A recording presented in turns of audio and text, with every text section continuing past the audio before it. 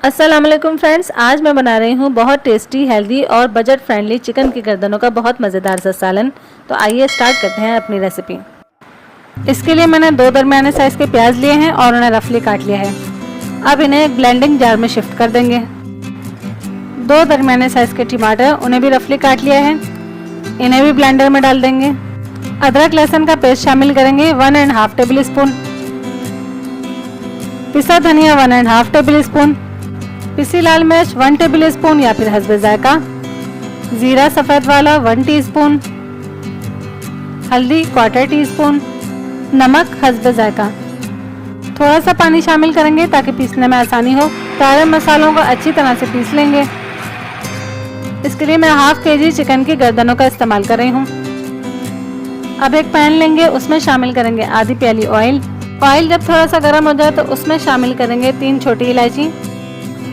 इलायची जब हल्की सी क्रैकल हो जाए तो जो अब हमने सारे मसाले पीस के रखे थे वो इसमें शामिल कर देंगे। थोड़ा सा पानी शामिल कर रही हूँ ताकि मसाले ना जलें। अच्छी तरह से मसाले को भून लेंगे।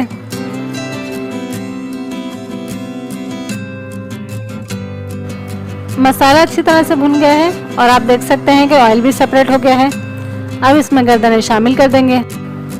1-2 मिनट के लिए या चिकन का कलर चेंज होने तक गर्दनों के साथ भी मसाले को भून लेंगे। अब इसमें शामिल करेंगे पानी। 2 से 2.5 गिलास या जितना भी आपको शोरबा पसंद हो इतना आप पानी शामिल कर सकते हैं। थोड़ा सा चला देंगे। अब बस हम इसे कवर कर देंगे और आधे घंटे के लिए धीमी आंच पर पका लेंगे। आधा घंटा हो गया है, अब हम चेक कर लेते हैं।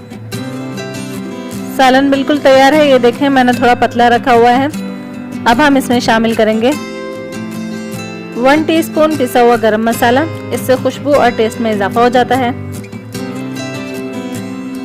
और 3 अदद में इसमें साबुत हरी मिर्चें शामिल कर रही हूँ, आप अपने टेस्ट के अकॉर्डिंग शामिल कर सकते हैं। इसे हम चला देंगे और 1-2 मिनट मज़ीद पकाकर डिश आउट कर लेंगे।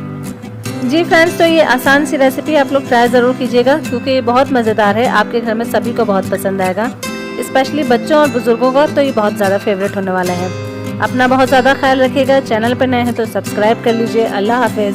सब्सक्राइब करें सैम रेसिपीज़ और देखते रहें मज़े मज़े की रेसिपीज़।